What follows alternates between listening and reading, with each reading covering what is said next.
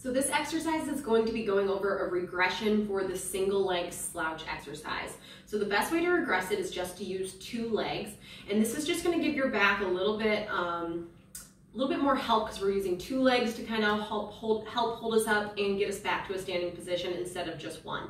So what you're going to do is the setup is very similar. You are going to stand with your feet just about shoulder width apart, straight forward. And the first thing I want you to think about is that your knees, so the front of your knee and the front of your hip here are connected. So I'm going to have you just soften both knees and make sure your hip follows, okay? Now what that looks like if I didn't, I see a lot of people in the clinic, they bend their knees just like this, but their butt is shooting backwards, okay? I want you to really think both the knee and the hip move together forward, and right now I feel a lot of pressure through more of that like mid-foot, front of my foot. My heels are still on the ground, but they're soft. Now, once you're in this position, I want you to let your head go. Let your arms dangle, and you should just feel like your back is relaxing. I want you to take some nice slow breaths in through your nose. Exhale. And each exhale, try to just let your head and shoulders relax more. The more your head is kind of drooping down so your chin's on the chest, the more that I know the low back muscle will have to not be kicking on. So just in this position, I can feel my calves, some hamstrings, and just a little bit of quads working, but nothing at all in the back. So if you feel those hamstrings and calves working here, and that's plenty, you can stay here and just hold and just do some of that deep breathing. Now to kind of take it down another level, you could stay here, all right? But now all we're gonna do is just slowly lean forward a little bit more. And as I do this, I'm not letting my knees push back. I'm keeping my weight through the front of my feet, and I almost feel like I'm gonna fall forward. And I can really feel my calves and definitely my hamstrings working to hold me up. All right, you can go here. If you can go all the way down to the floor, that works too. This is a great way to help pick things up. All right, if you had to bend down to pick something up.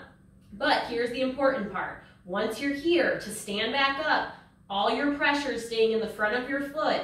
My knees are also going to stay forward. This is where a lot of people go wrong. If I keep my knees forward and my head and upper body relaxed, I only have an option to use my hips to come up, and then I'm rolling up the rest of the way. And the last 2 things to straighten are my head and my knees. So just to show you that again, if I'm down in this position, I'm staying super loosey-goosey. Think you're a wet noodle on the top half.